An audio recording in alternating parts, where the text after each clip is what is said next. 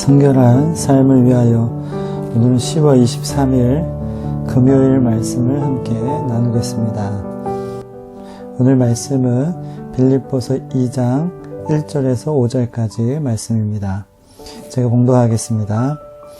그러므로 그리스도 안에 무슨 겉면이나 사랑의 무슨 위로나 성령의 무슨 교제나 긍휼이나 자비가 있거든 마음을 같이하여 같은 사랑을 가지고 뜻을 합하며 한 마음을 품어 아무 일에든지 다툼이나 허용으로 하지 말고 오직 겸손한 마음으로 각각 자기보다 남을 낮게 여기고 각각 자기 일을 돌볼 뿐더러 또한 각각 다른 사람들의 일을 돌보아 나의 기쁨을 충만하게 하라.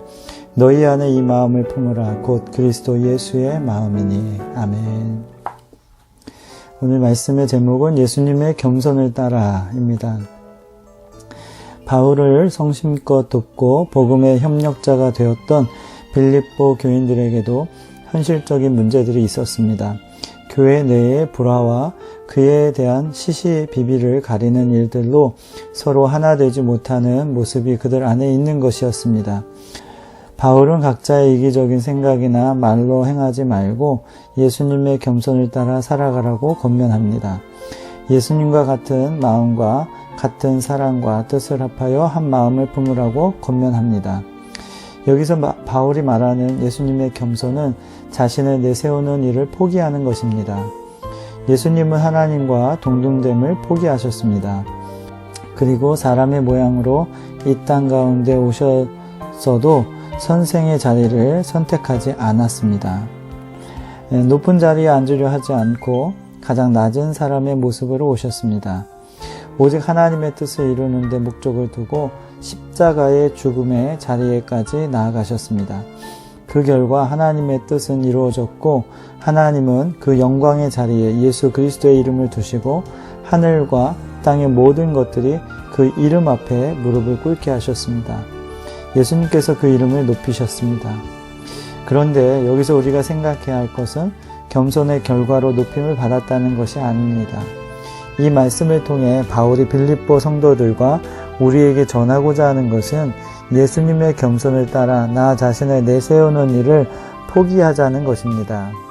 그리하면 하나님도 우리를 그 영광의 자리에 참여하게 하시고 존귀함을 받게 하시겠다는 것입니다. 이것은 우리에게 높임을 받을 것을 기대하라는 말씀이 아닙니다.